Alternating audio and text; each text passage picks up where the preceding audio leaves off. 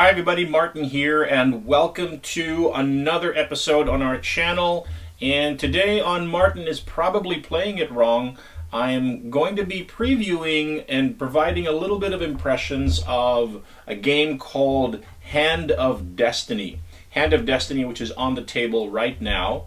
And let me go ahead and give you a little bit of information about the game. Hand of Destiny is a game. If you're familiar with a game like Palm Island, then it's a game that is meant to be played entirely in your hands. In this case, your two hands. So the whole thing, it's an 18-card deck.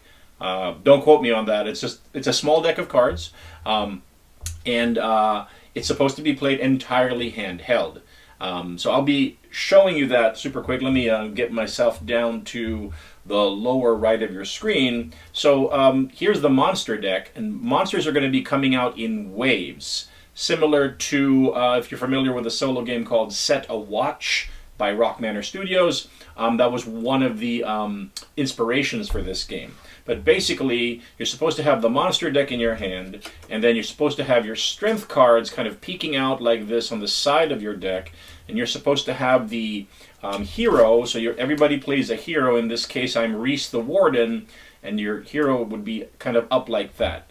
And then you would take, at each turn, you would take the top card of the monster deck and hold it in your right hand, and then this would be your front monster. So all of these terms I hope will be explained in the course of this video, but basically you've got the front monster in your right hand, and then you're also, the next monster in the line is also visible and can potentially have abilities that could affect your gameplay. These are your strength cards. The only thing you're looking at for the strength cards are these numbers over here. You add those together, and that is the amount of your potential strength attack against this front monster. And your hero could be a melee hero, as indicated here. Reese the Warden is a melee hero with this icon that shows you, but it could also be, let's see, not so much. By the way, these cards are double-sided, so if I was choosing to play Galithar, the Shadow Knight, he would also be ranged. But let me go ahead and show you another possible hero that you could, where are they? Here's another double-sided hero card that you could play, Elora the Ranger, and as you can see, Elora has ranged attacks.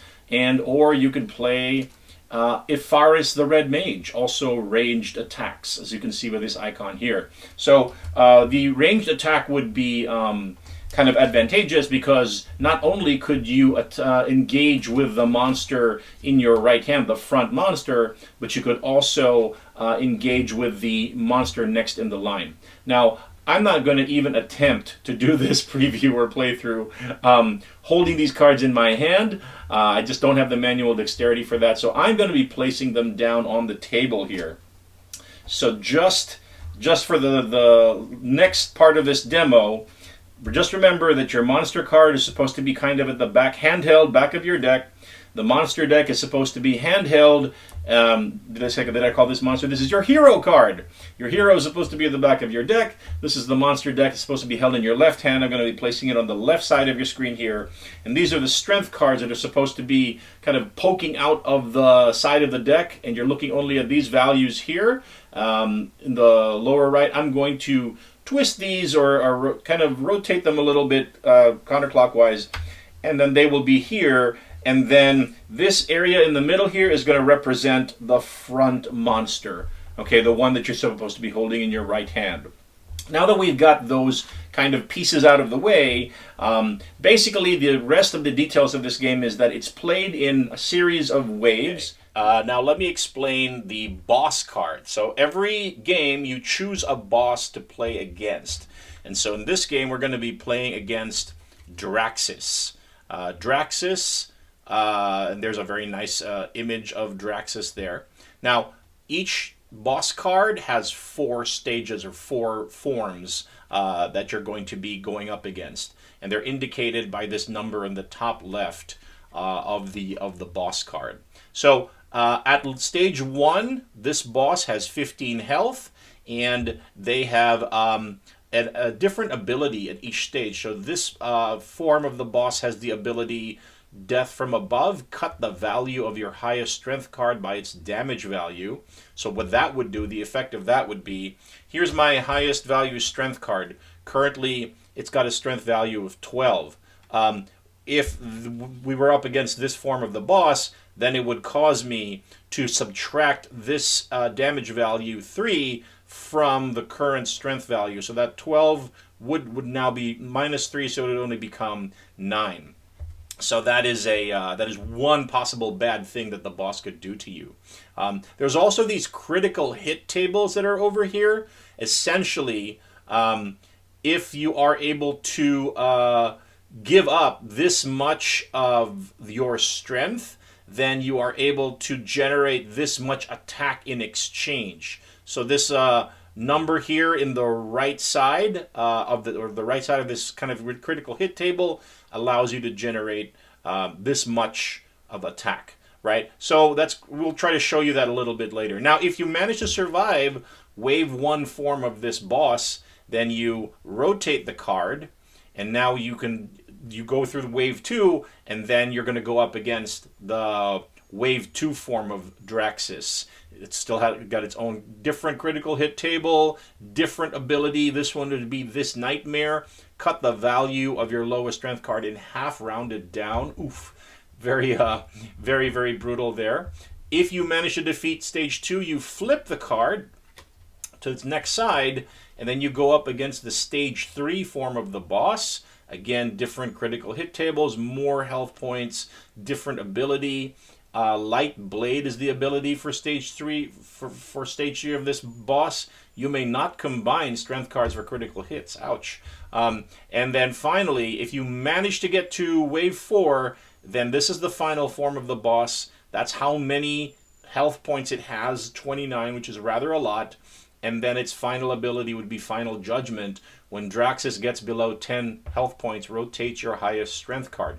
Generally speaking, if you rotate your card, it might go to a lower value. If, however, it's already rotated to a lower value, then it might go to a higher value. So, that is the boss that we're going up against. We'll go right back to its level 1 form, and it's going to be at the back of the boss monster deck. So, the monster deck. So, essentially, you can see the game structure here where you're supposed to work your way through all of the different monsters, and then if you are able to defeat them all, then with your strength cards, then you get to face that boss. Alright, so we're just going to start playing a little bit, and I will try to do my best, and we'll see how far we get here. So remember, the turn starts with you and looking at your strength cards here. And remember, on the strength cards, once they're slotted in your hand, you're only looking at these numbers, right? These are your strength attack numbers. And you can use one of these to go up against this monster who's in front. And remember, since we're a melee character, Reese the Warden is a melee character, they don't have a ranged attack that can go after the second monster in line. Only the one in front right now, which is a shaman, right? And as well as we're not just worrying about trying to meet or exceed this number, this health number for the monster. The shaman, we're also looking at what type of monster they are. They're a magic type. And what is their ability? So the shaman's ability is to rotate or flip another visible monster to make it higher hit points. And so this will actually resolve right now before we get to do damage to the shaman. So the shaman is going to either rotate or flip another visible monster, in this case the scout, who's got 10 right now. And he definitely wants to buff the visible monster to make it higher hit points. So let's see if there's anything else. As it turns out, that was already the highest. So we're going to keep it here at the scout.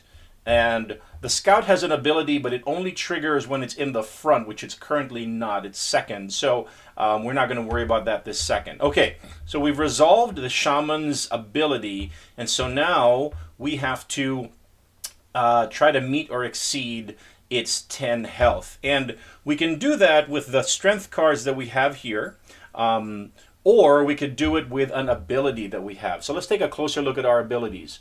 We could throw a sword, which will do 9 damage to the second monster, which doesn't really help us with the shaman right now. We could defeat a monster whose instant or front ability has triggered. Well, this shaman's front ability has triggered. So if we discarded one of our cards to use the Avenger ability, then it would take care of it. But to be able to do this ability, we'd have to cover it, meaning we'd have to give up a life. And I don't know that I've already explained adequately that your abilities that are printed on your hero card are also your lives. So if all of those are covered, basically you have 0 health, and that's it. The game is over for you, for us. So I'm probably not going to use any of those abilities right now. It's also got Skilled Rush, defeat a warrior or damage a monster equal to half of its hit point rounded down. Resourceful, keep other half of strength card after use in an attack. Okay.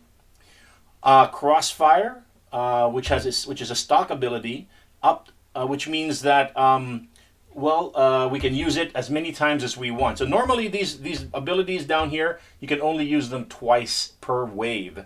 But these ones that say stock, you can use them as many times as you want during the wave. All right. So let's see. Let's go ahead and try to defeat this shaman who's got 10 health. We've got a strength card of 8, which won't do it, a 12, which will do it, and an 11, which will do it. So I think the card that we want to use is the one with an 11. So we'll discard that, and we take care. And because we used a strength card to take out our front monster, that means that we are able to take that monster and slot it and add and convert it to a strength card, basically. So now we're not looking at the shaman anymore. We're looking at the strength that's over here. And this other card that we used basically goes, if this were in hand, this goes into the underworld, which is behind the boss. All right, so we've defeated that first front monster, which means the monster in second position now moves to the front, and then we've got a griffin who's in the second position. And so let's take a look at the monster in the front. It's a scout, an avian type, and it says if it's in the front, flip a strength card with value of 10 or more. Okay, so we have 2 strength cards actually that have a value of 10 or more, and it says to flip it, which means you basically take that card and then we just make it like this, which is bad for us because then that 10 became a 6. So we don't like that. We definitely do not like that, what happened there. And then let's take a look at the second monster in the line. It says Griffin. It's avian type also. Add hit points equal to total damage of other visible creatures and avians. So that's only going to kick in if this guy were in front or if we were able to attack it. Since it's not the front card, we're not going to worry about that right now. Okay, so we've resolved the scout's front ability, and so now we have to deal with it. Are we going to use our one card that is able to do it, this strength card of 12, to take out this 10, or are we going to use one of our abilities? Defeat a monster whose instant or front ability has triggered. So if we did Avenger, then we could take this guy out. But remember, if we take out a monster by using one of our abilities, number one, we could discard a card to use that ability, but it's 6 of one, half a dozen of the other, because we could discard a strength card anyway. But the other thing is that, so there's 2 ways to trigger an ability. One is to discard a strength card. The other is to cover it up, which means you're basically giving up a life to use that ability. So I think what we're going to do right now is we're just going to use a strength card. So we'll take this 12 that we have here, and we will use it to beat up on the scout. And so since we use a strength card, the scout gets added to our strength here, and now it's got a strength of 10. So those are our strength values, and the scout goes into the underworld. Okay, so now the griffin moves in front, and then we've got the chieftain warrior in the second spot. So let's take a closer look at the griffin. And remember, this is a prototype. Just a reminder, that's why in some of these cases of the video, you're going to see art coming soon. So the griffin adds hit points equal to total damage of other visible creatures and avians. So Chieftain is a warrior type, not a creature or an avian, so it doesn't add its hit points. Whew, thankfully. So we just have to do an 8 or better to take out this griffin and add it to, if we use a strength card, which we just happen to have an 8 over here. So this is going to be a direct exchange. We'll use this strength card to beat up on this griffin, and then this griffin gets added to our strength, and that one gets thrown, that strength card that was used gets thrown to the underworld. Okay, so we are chugging right along here in our first wave, if you will. So now the Chieftain Warrior goes to the front. He's got a health of 9. And we are looking at what can we do to be able to take him out. Well, we can use this card that has 10 to take out the 9. So I think that's what I'm going to do. I'm going to take this card with a strength of 10, and I'm going to use this strength card to beat up on this chieftain. Once again, because we used the strength card, then that goes to our one of our slots over here. Okay, how are we doing? Gelatinous Cube is moving from the second spot to the front, and the runner is in the second spot right now. So the Gelatinous Cube is a creature, and he has an ability: monsters behind Gelatinous Cube cannot be attacked. So if I was using a character with a ranged weapon, I would not be able to attack this runner. That doesn't bother Reese the Warden right now, because as you can see here, Reese the Warden is a melee character. He is not a ranged character, unlike Ifaris the Red Mage over here, or Elora the Ranger, who have the ranged symbol. All right, so let's keep on going here. Gelatinous Cube has hit points of 8. So let's see. We do, in fact, happen to have a strength card of 8. So we're just going to keep on using. So far, we've been fortunate with the strength cards. We've been matching 1:1. So I'll use this strength of 8 to beat up on the Gelatinous Cube. Gelatinous Cube and the strength card go to... Gelatinous Cube enters my slot, one of my slots, as a strength card of 8. And the strength card that we used gets discarded. So now the runner comes to the front. And the runner's instant, his instant is moved to front. Ouch. So I should have resolved that. Let's see. Interesting. Okay, I don't know exactly how to resolve that. He's gotten... the rules are a little bit fuzzy for me in terms of if there's an ability for the front card and there's ability for the card that's second in the row in the line, which triggers first, right? I believe that there's already been a clarification from the game designer that you always resolve the front abilities first, but I really should have looked at this runner's ability to see. Anyway, so that looks like it was a goof, but we're just going to keep on going here because you're still getting the idea of the game flow. So the runner has a health of 7, and we have a strength card of 8 here that we just acquired, this Gelatinous Cube. So we're going to go ahead and beat up on that runner. So the runner joins our team of slotted cards over here. And the Lesh moves to the front. Oof. Okay. The thing that, the goof that I did earlier, I already am guilty of repeating. So let's just go back. Let's rewind a little bit here. Look at the runner. The runner says, the runner has a health of 7. But the Lesh, who's second in command, has an ability where it says other visible creatures gain 4 hit points. Fortunately, runner is a warrior, not a creature. So this doesn't apply, and it doesn't increase the health points of the runner. Otherwise, this would have applied, and then I would have been in trouble because the runner's health points would have been 11, and I don't have a single card that is able to beat that. So I just wanted to make sure that I was playing properly and show you that you have to consider both the ability of the card in front, which triggers first, and then the ability of the card next to it in the line in case it is relevant. In this case, we're fortunate in that the Lesh's ability only affects other visible creatures. So we don't have to worry about that. So we could now do what we did earlier where we use the strength card of 8 to beat up on the runner. Runner goes to the underworld, or rather, runner joins our slots here, and the gelatinous cube. I'm sorry, we're not looking at the gelatinous cube anymore. We're just looking at the strength value. Enters the underworld.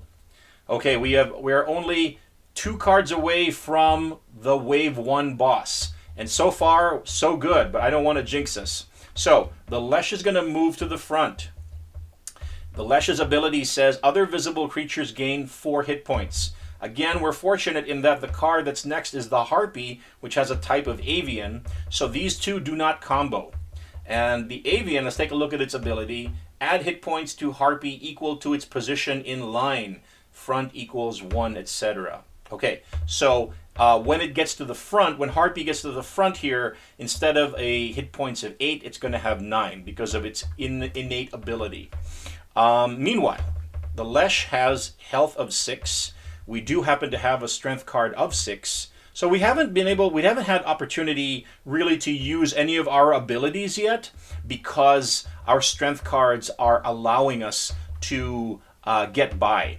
And we've also been fortunate, like I mentioned earlier, in that we haven't had to double up on strength cards. Those are the situations where if you're up against a creature or some type of monster with health points that are greater than any single one of your strength cards, that's when you're going to start to consider other options, like what of my abilities, which are costly, they're basically going to cost you a strength card or a life to be able to use them, but they may get you out of a jam, right? We're not yet in a jam right now. We very well could be very soon. The Lesh has health of 6. We're going to use this strength card of 6 to beat up on the Lesh. And now the Lesh joins our slots here of strength cards. We've got one more card before the level 1, the Wave 1 boss, which is the Harpy. So the Harpy says add hit points to Harpy equal to its position in the line, front equals 1. So instead of a health of 8, it's going to have a health of 9 because of this ability. And let's take a look at the boss and see if its ability is going to have any factor on this particular turn here. Cut the value of your highest strength card by its DMG value. All right, that doesn't look like it's going to kick in right now. That's a good point. It doesn't say whether it's instant or so. Maybe no, this does kick in. Maybe this does kick in. Cut the value of your highest strength card by its damage value. So our highest strength card is a 9, and this is our damage value, which is 2. So right now it's going to get cut to 7. So our highest strength card is now a 7, and the next highest card we have is also a 7, and we have a 6. So remember that situation we were talking about earlier where if you don't have a single card that's going to be enough to take out your enemy, well, we're in that situation now because this Harpy has hit points of 8, actually 9 because of this ability. So right now we're in a pickle. We don't have any one individual strength card to take out the Harpy. We need to make a 9. This 9 over here, which would have worked, becomes a 7 because of the ability of the boss who's next in line. Ouch. So let's take a look at our hero abilities and see if there's anything that can help us. Throw Sword will do 9 damage to the second monster. Doesn't really help us for Harpy.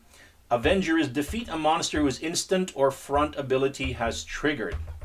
So this is interesting, right? So right now this monster has an ability, but it doesn't have the keyword instant or front in front of it. So I'm going to say that it hasn't actually triggered, although the monster is in the front and it has triggered an ability. So I do need some kind of a ruling here, whether or not this actually applies.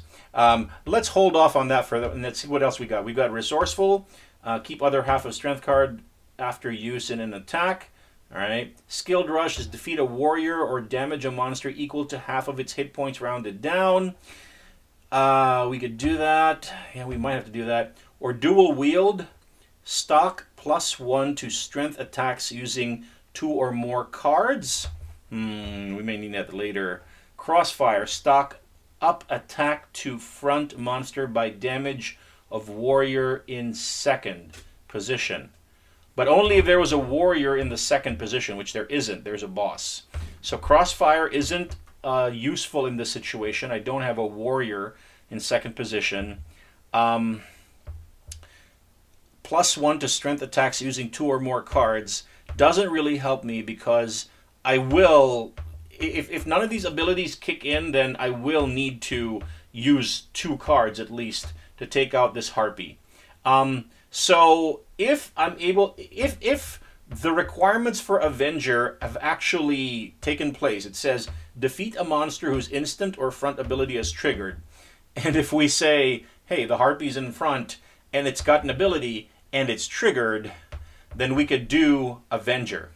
We could give up a card, a strength card, to be able to use Avenger one time this wave. Remember, there's only 2 times that you can trigger each of the normal abilities, basically the 4 that are on the bottom of the hero card. So I wonder if I'm playing this part wrong. I'm interpreting this text as hey, it does apply, and I'm going to give up a strength card, this 6, which is my lowest value strength card, to be able to use Avenger to defeat the harpy. Now the problem is, defeating the harpy by using this ability, as I've mentioned several times, means we don't get to add it to our slot here. This goes to the underworld. So we face the Wave 1 boss, the monster called Draxus, and you know it's Wave 1 because it says 1 right up here in the upper left, who has 15 health points with only 2 cards. So we've got only 2 strength cards to be able to face this monster. Let's see. So his ability is cut the value of your highest strength card by its damage value. So this 9 is going to be -2, so it's 7. So again, we're in trouble because basically we've only got a total of 14 between these 2 cards, which isn't enough to take out the 15 health points of this monster. Now, the thing about this is the game is a little bit forgiving in that if you do not succeed in taking out the boss, you can still continue playing. You just suffer negative effects that are printed here in this area. So if we don't make the level 1, then I can't actually read these icons. I'm going to have to take a closer look at these things. But let's just do a like, for example, if we were facing the level 2 version of this and we didn't defeat it, then we would get -3 money. So essentially, if we're able to defeat this creature at the end of level 1, then we would get the spoils, which is the money, added to the money, that the gold that is in the strength cards that we have at the end of the wave, and then we'll be able to use that money to purchase items from the merchant. Oops, sorry. Okay. And you'll notice that you've got merchants for your melee characters. They've got wares for your melee characters. Your sword of reckoning. You can buy a shield of the warrior. You can buy potions that give you healing hit points, right? Remember, these abilities are your health points, and you can use potions. You can spend gold on potions to remove damage from your character, basically. On the other side, you've got wares for your ranged characters, like this axe and axe of power. And you can buy a magic staff of severity for your mage. So you have a nice choice of items from the merchant that you would be able to spend your gold on, assuming that you actually get to that point and defeat the creature. And there are rules in terms of how many times you will be able to purchase from the merchant shop. You can't, like, repeatedly purchase. There's a limit in the rules to how much of each item and how many times you're able to purchase, depending on how much gold you have. But let's try to resolve this monster here. Now, the other thing that we haven't really considered is the critical hit table. The the column on the left indicates how many cards you would need to, how many strength cards you would need to give up to be able to use that critical hit. The column on the right indicates how much life, if any, you would need to lose, how much strength you would need to give up to be able to achieve the damage in the middle table, right? So, for example, over here, if I gave up one strength card, it would have to be of at least 5 or better, and then I would do 11 points of damage to the creature. If I gave up 2 strength cards that totaled strength of 9 or better, then I would do 15 points of damage, which is probably what we're going to need to do here, because it looks like none of our abilities really are helping us, and our 9, which has been lowered to 7 by this ability of Draxus, really only makes us come up to 14. So I think what we're going to need to do is we're going to probably try to do a critical hit, which means to give up 2 cards of totaling 9 or better, which they do over here. And that is going to allow us to do 15 points of damage, which is just enough to take out Draxus. All right? So, by the skin of our teeth, we are able to defeat the level 1 boss, which is Draxus. And which means we now have 6 gold as our reward to spend at the merchant. So, let's see. If we were to take a look at... We could get the swords. Look at swords. Where are swords? Oh, these are different. There's different merchant shops with different items. So if we spent 2 gold, we could get a sword of reckoning, a sword which would potentially give us a +2 to a strength attack, and that is a persistent buff, right? Once you're able to purchase that, that is permanent. +2 to any one strength attack. So we can afford that.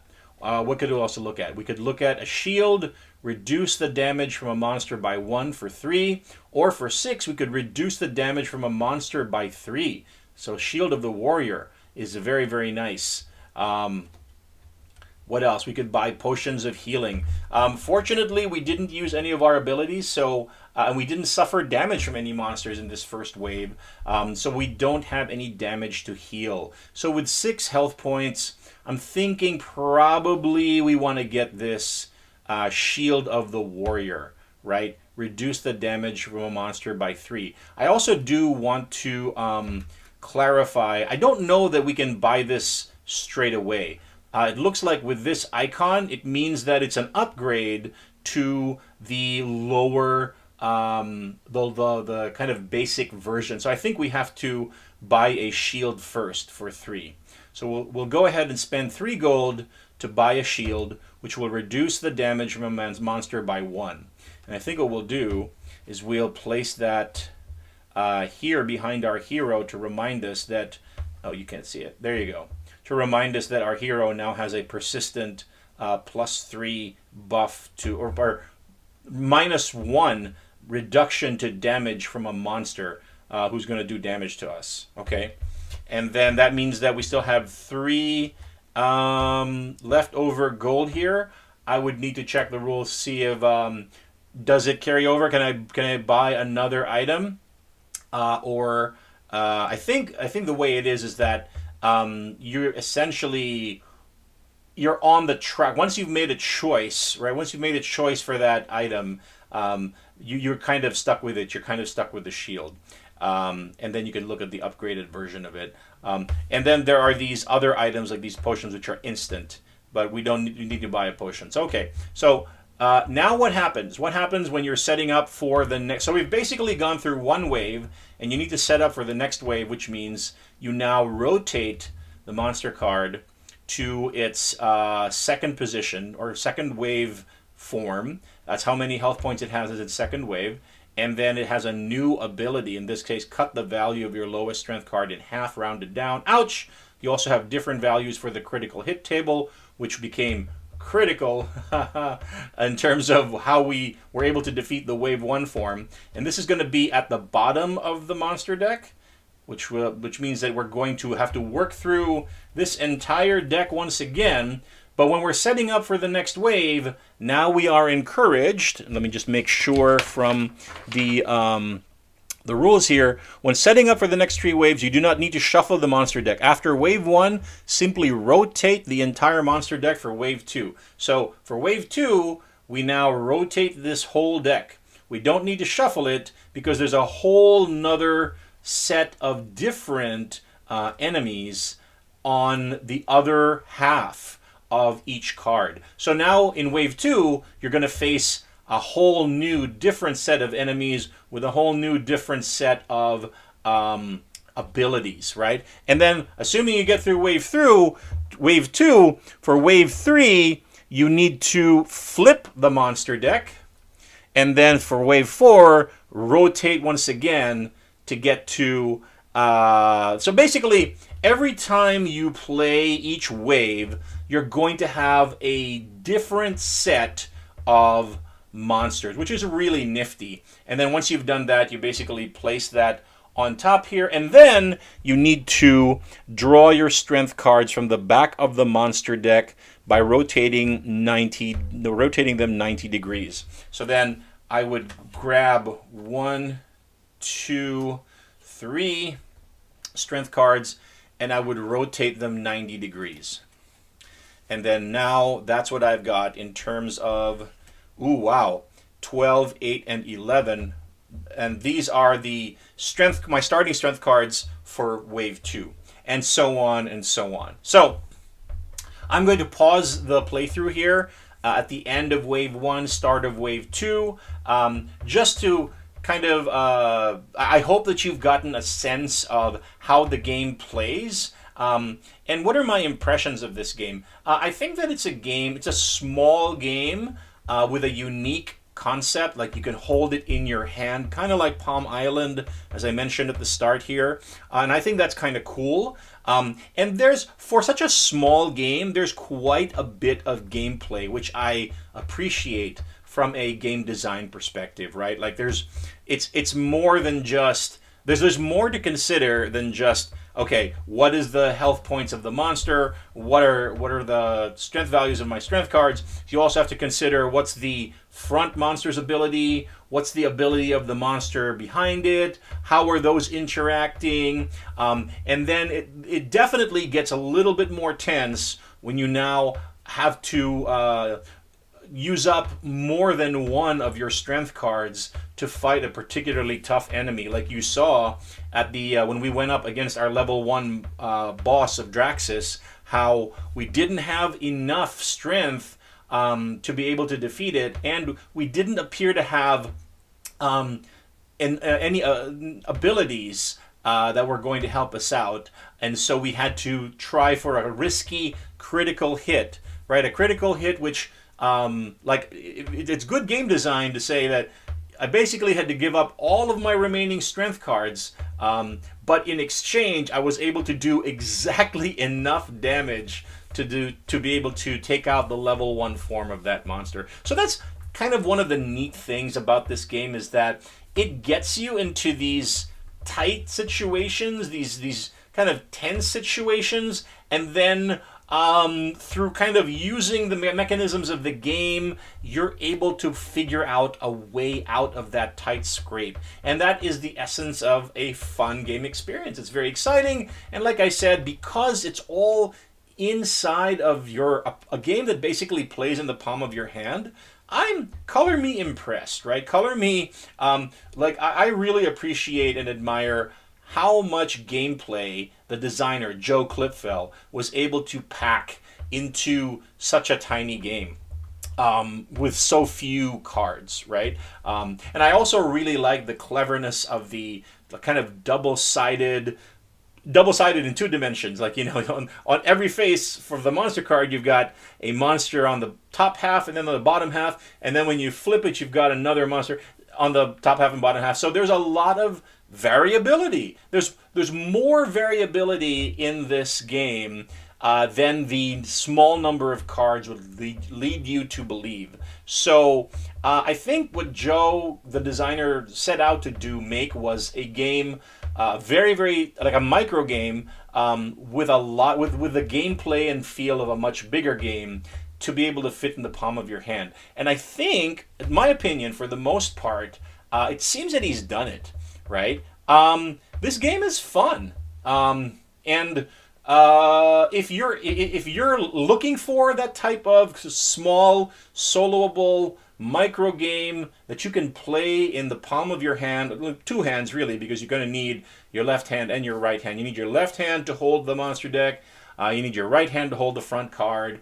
You need to kind of be balancing your hero card at the top there, and then your strength cards have to be poking out the side. So it requires a bit of manual dexterity and practice, which right now I would rather play it on a table personally, But I think it's kind of cool, right? It's like if you're waiting in line for something, instead of playing a game on your phone, you can haul out a deck of cards, and then you can start kind of getting a little bit of a dungeon quest feel, a fantasy hack and slash, kind of fight through waves of monsters feel. So those are my initial impressions of this game.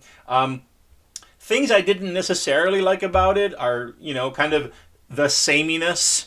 You'll notice that just with the luck of the draw, I was able to get strength cards that, were enough to be able to defeat most of the monsters that showed up in my line in the first wave. So there was a little bit of, I think, luck of the draw, randomness thing going on there. It would have been a bit more fun for me if the monsters were of higher hit points, higher level, and if my strength cards were not so powerful. So to give me more opportunities to look for desperation moves, like using the abilities on my card. As it stood, the card abilities didn't really come into play. I didn't really lose any hit points that first go around. But these are quibbles. I think overall my impressions of this kind of handheld micro game hack and slash dungeon delver called Hand of Destiny are pretty positive, and I'm pretty impressed, and I do recommend that you check it out. So that was Hand of Destiny, a soloable hack and slash micro game that you can play in two hands, handheld game. So that's my preview of that one. Until next time, this has been Martin. Thanks for watching.